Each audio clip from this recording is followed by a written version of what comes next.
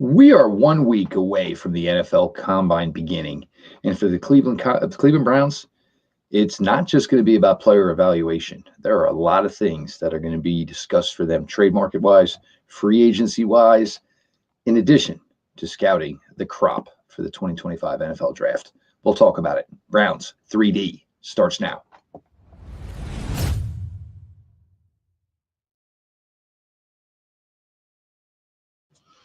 Welcome back, my friends, to the show that never ends, your daily delivery of all things Dog Pound. Browns 3D on the OBR, brought to you by State Sharpening Mower Sales. Appreciate everybody. Certainly, the turnout's been great the last few weeks here. I'm sure everybody's starting to get geeked up for free agency, certainly the NFL Draft. So all the support here you're giving us in the OBR streaming network. Make sure you subscribe over on YouTube and, of course, on Twitch. And of course, the support to the written content that's being put out every day. Again, greatly appreciate all of you for all that you do for us here at the OBR. I am your host, Jeff Lloyd. Browns will be, descending to Indianapolis, so like the rest of the other 31 NFL teams. For the Browns, this offseason is going to be paramount. And, it all begins and kicks off with NFL Combine. And again, for the 100th time, it's not just, the soon-to-be rookies, showing off their skills, for the NFL brass. It is so much more that goes beyond the scenes. And certainly, I don't know if steam is going to pick up, or if it's not going to pick up, or it's just never going to happen. And the Cleveland Browns will not move on their stance on a possible trade of Myles Garrett, which, I'm on record for. I see no reason to move number 95. This team becomes drastically less of a team if you do move on from Myles Garrett. That being said, once they do get to Indianapolis, there will be opportunities for Andrew Berry to, start having a little bit more one-on-one conversations with executives from other NFL teams. And, whether or not there is a true and real offer that would even tempt the Cleveland Browns into thinking this. This is where it kind of gets tricky, is because, and, I don't know if, Myles' stance has changed at all about, again, and we still don't know who he deems, contender worthy, is the Chiefs, Bills, Lions, Eagles, who else is, would fit that bill for Myles as far as a team he would certainly consider to go to. But, again, talking about, what could be a possible trade scenario for the Browns. And with these teams having such low first round picks, it becomes really difficult to see a scenario where the Cleveland Browns get enamored. Of course, if players are put into that deal and, say the Philadelphia Eagles put in a Tanner McKee. I don't know if anybody actually watched, the last little bit of regular season, the Philadelphia Eagles, second-year quarterback for them. Does Hendon Hooker from the Detroit Lions get the Browns excited? Not that saying that's going to be a headline to any of those trades. It certainly would be a throw-in. But something, the Browns, with their obvious need and desire to improve the quarterback room, is, something we'll have to see. For the Browns to get this going, at the Combine in these trade talks, and I'm going to tell you right now, we're going to hear so much fluff. There's going to be so many people that are probably going to try to talk this into something that maybe it's not. That's why you should probably get the OBR Insider. If you want the good stuff, it'll probably be there. I know Brad Stainbrook will be out in Indianapolis for the Combine. Because when you get down to it, at the end of the day, I just don't know a scenario where trading Myles and the financial crippleization it would cause for the Browns. And whatever you say about, the Berry regime and the way Andrew Berry has been running the Cleveland Browns, the one thing that he's always had is salary cap and the ability to pursue whatever players he wanted. This would obviously negate that. This would obviously put a much lesser quality team on the field. Again, it's not about, winning the offseason and putting together a beautiful, perfect 53-man roster. It's about that roster certainly getting it done when it counts, which of course is in the regular season and of course in January and possibly even February. So that is one thing that, the Browns are going to have some legit conversations about, because I'm sure they're at least going to listen, probably going to say no, but you're going to listen, and you never know. There could be a package that just absolutely blows their mind and could get them to change their stance. It's possible. So is winning the lottery, of course. Some other things that we're going to need to start getting an answer on here pretty soon as well is Joel Bitonio. And just using a similar situation of Joe Thomas, Joe, I believe when that, legal tampering period opened, I think it was either like first day or second day that, we had gotten told they had signed Chris Hubbard. And I believe the next day is when we got the news that Joe was in fact going to hang him up. Joel, we'll see, have not heard from him since the Pro Bowl. And before that, his closing, exit interview. It's been 10 years for Joel. But, I think the Browns would like to know whether or not, where he stands. And, you don't want to ever pressure a guy into a situation of, this great level of importance. And you certainly don't want to put Joel in an awkward spot, as he has been nothing but, an exemplary player, representative of the franchise in his time here with the Browns. But when the Browns close up shop in Indy, and basically get on home, and it's 1 week away from, the ability to start working on your 20-25-man roster, they're, going to need a decision from Joel. If Joel does retire, I think a lot of people just think the logical replacement is, Zach Zinter just slides in. Either way, you're going to need a veteran in here. You're going to want somebody just in case there's a slip up, for Zinter.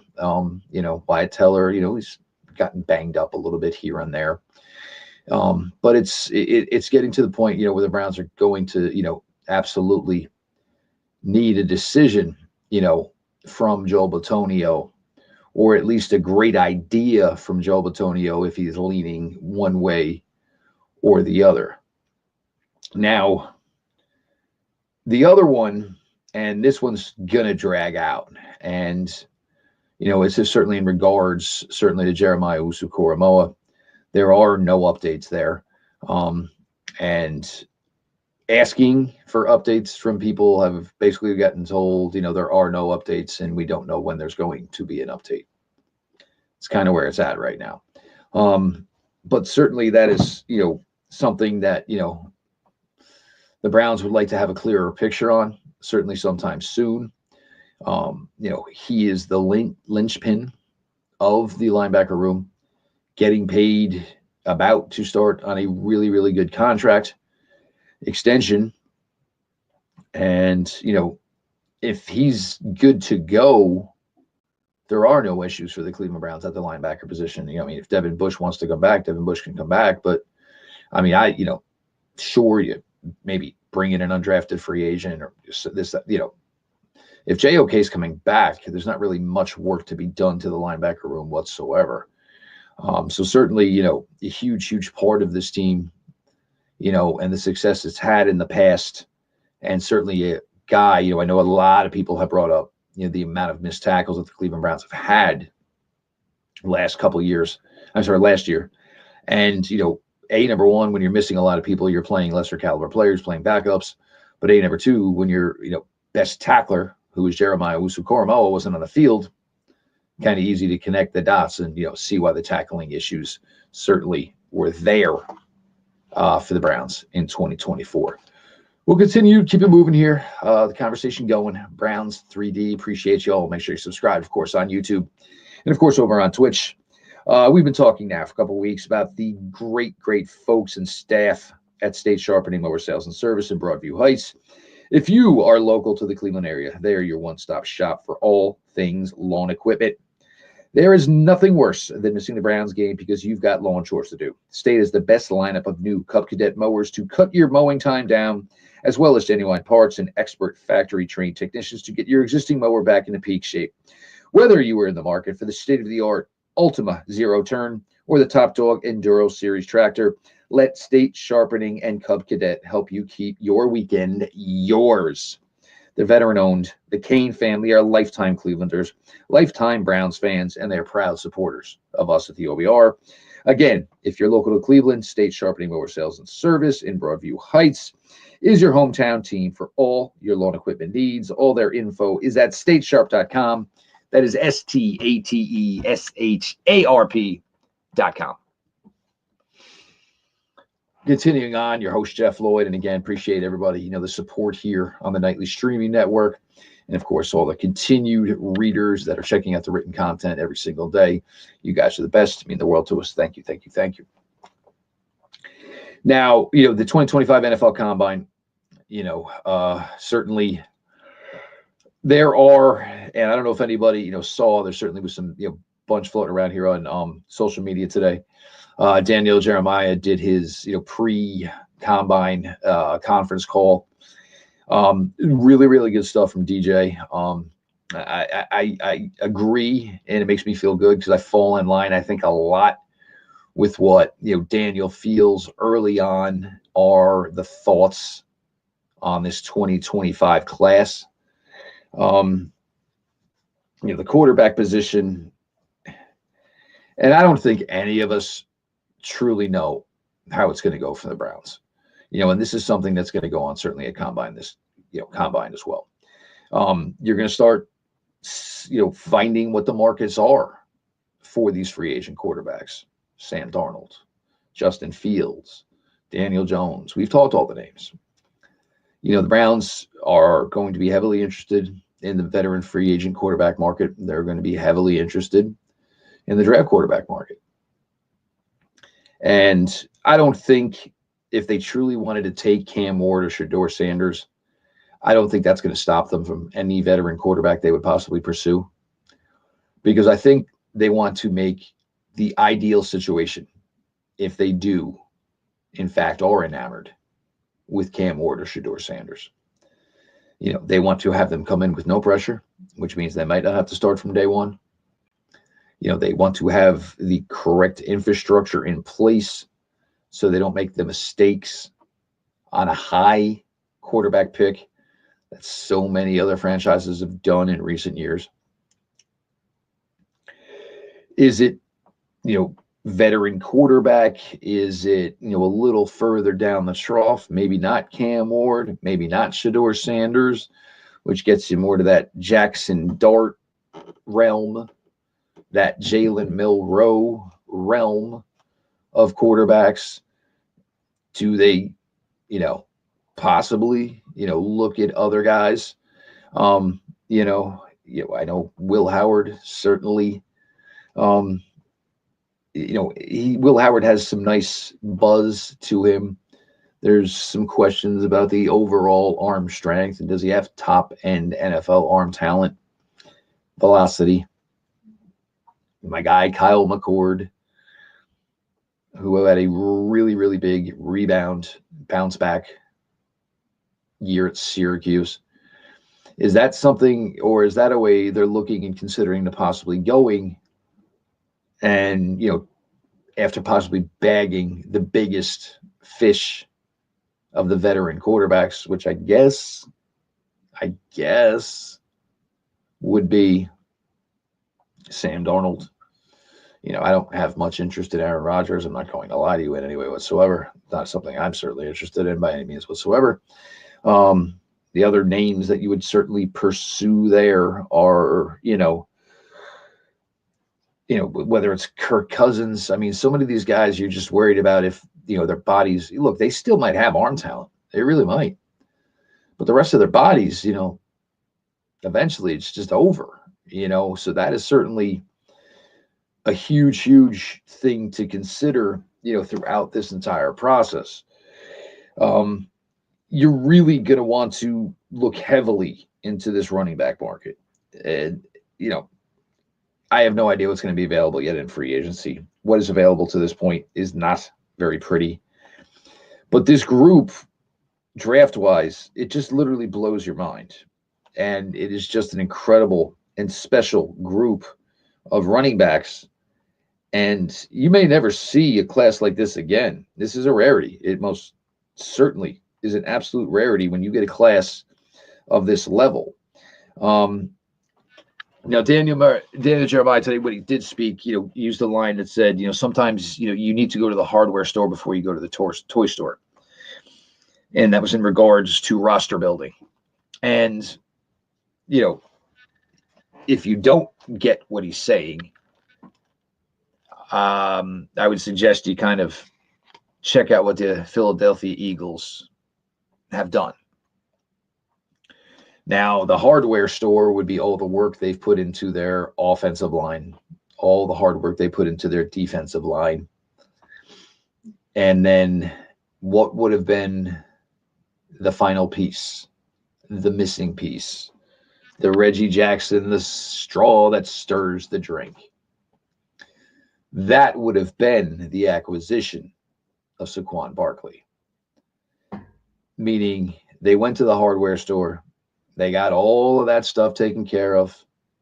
Offensive line, they had a great defensive line, had everything up. Well, we'll kind of need a running game. Well, that's when they went to the toy store and picked out the biggest and brightest toy in the entire store. Now, I know a lot of people, try to, pair maybe Ashton Genty here to Cleveland. And don't get me wrong, fantastic talent. Would be an absolute joy to cover him. But with the general philosophy, and there's not all teams that are conforming to it. Certainly the Baltimore Ravens with Henry, and certainly the Eagles with Saquon Barkley. Not everyone adheres to the, having a stable of running backs is better than having the running back.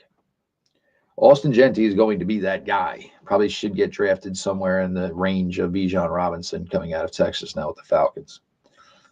But if the Browns are, kind of reworking, retooling an offensive line, in a trade down scenario, Austin Genty is not the guy. You're not going to put everything on a rookie running back's shoulders.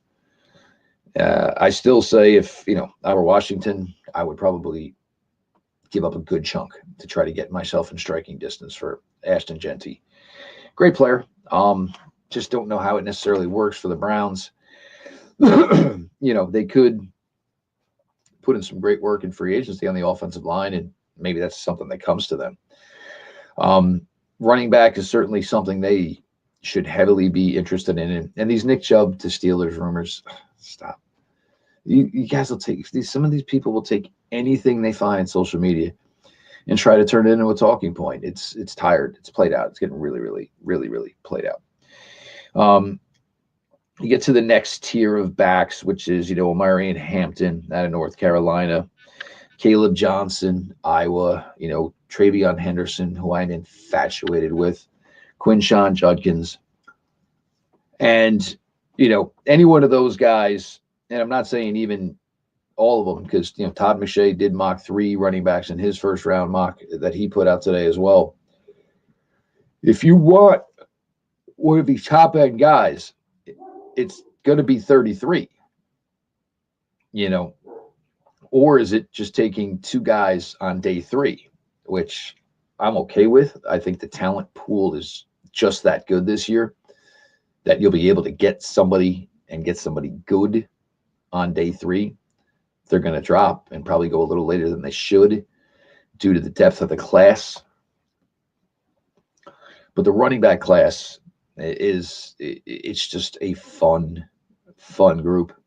And, I believe it was, we got, Pete talked about this. We mentioned this. I believe it is, it was 32 running backs with a draftable grade from Mel Kiper to this point for this draft, which basically means, there's one for every team. And there's certainly teams that probably won't even entertain the market. Wide receiver, it's a weird group. You got the 4 at the top. And I got to be honest, the 4 at the top, I don't know if you're getting the return that you got from some of the rookies in last year's class. So just because there's a top 4 does not mean they would be a consensus top 4 in most draft classes. I think Tet McMillan will be. And now, of course, comes the Travis Henry discussions. Again, I don't know what to do with Travis Hunter. I think Travis Hunter could be a phenomenal NFL cornerback rather. But if I'm the Cleveland Browns, what am I doing? I have Denzel Ward, and I'm not going to make the case that these guys were world beaters last year, but I have Martin Emerson. I have Greg Newsome. I drafted cornerbacks every year. I've got Cam Mitchell.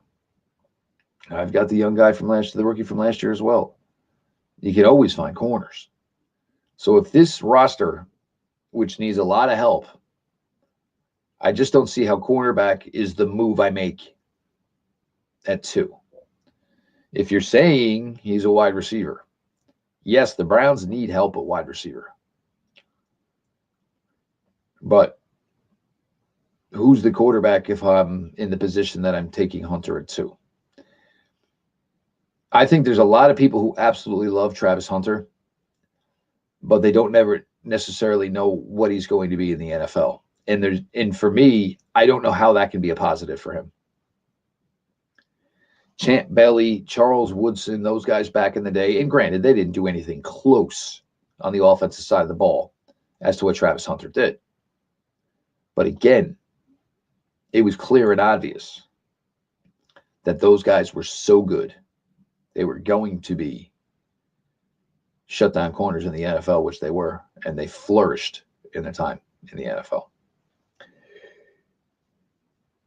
The defensive side of the ball, and, you want to kick off the combine, you want to kick off the NFL combine with, some legit fun. It's going to be with having the defensive line work out on day 1 of the NFL combine. There's just not enough words. There's just not enough superlatives for the talent that is on the inside and the talent is on the outside. I got a message from someone today, that they're pretty confident Ole Miss's entire starting defensive line is going to go in the top 100. That's pretty impressive. We all know, the big names of, Abdul Carter, Mason Graham, Derek Harmon out of Oregon is another guy who's starting to get some real love. And when you hear guys and this draft analysts and stuff start to talk up guys like right now, there's usually a reason. And usually the reason that a guy's going to get a spike right now is that draft analysts are most likely, getting the pre-testing testing numbers leaked to them by either their workout guys or by their agents. So basically it's kind of, hey, I wink, wink, really think someone is special. He's a guy to keep an eye out on the combine. And then that's how you get, a DK Metcalf ripping off a 4.33 and a whole bunch of people just going bananas about it. But, it's really an entertaining group. Again, I said yesterday, I'll continue to say it. If I were the Browns, I would absolutely be looking to double dip at both defensive tackle and at defensive end. This group is just that deep. Now, I'm not saying somebody might wet your whistle and certainly just be your guy in free agency, and you can't say no. And we know Andrew Berry has always been a guy that scours those high round picks. Guys, whether it's probably, the end of their fourth year, going into year five, and, they scour those for former top picks that maybe didn't reach the levels that were visioned for them. And Andrew Berry goes in there and basically scoops them up, for a team friendly contract and gives these guys the opportunity to flourish somewhere else. Again, I don't know what to do with the linebacker class. I think there's some good linebackers. But if you tell me I have Jeremiah Usu-Koromoa, I don't even know what we're talking linebackers for, because it might not be anything more than just, an undrafted free agent. And I just do not see it.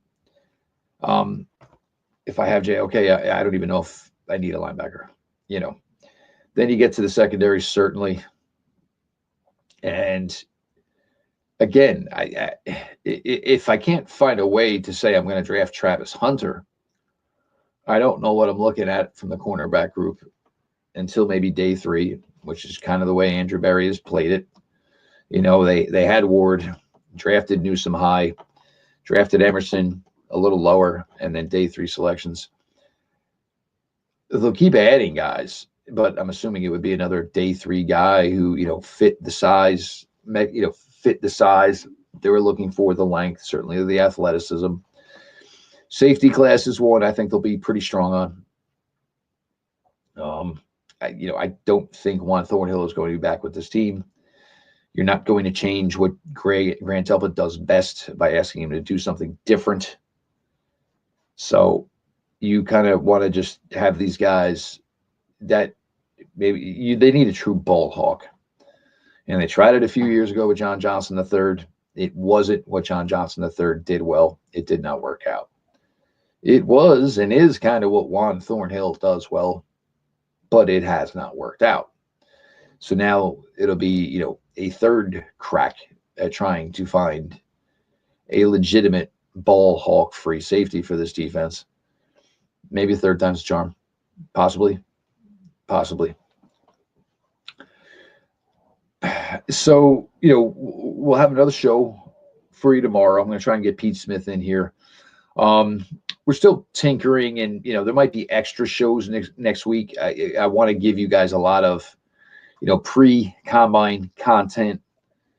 Certainly, end of day content wrap up from each day out in Indy. Then probably, a big episode, once it is all over, and then we'll go through positional groups again, as far as winners, and losers, and don't get caught on the wrong side of that line.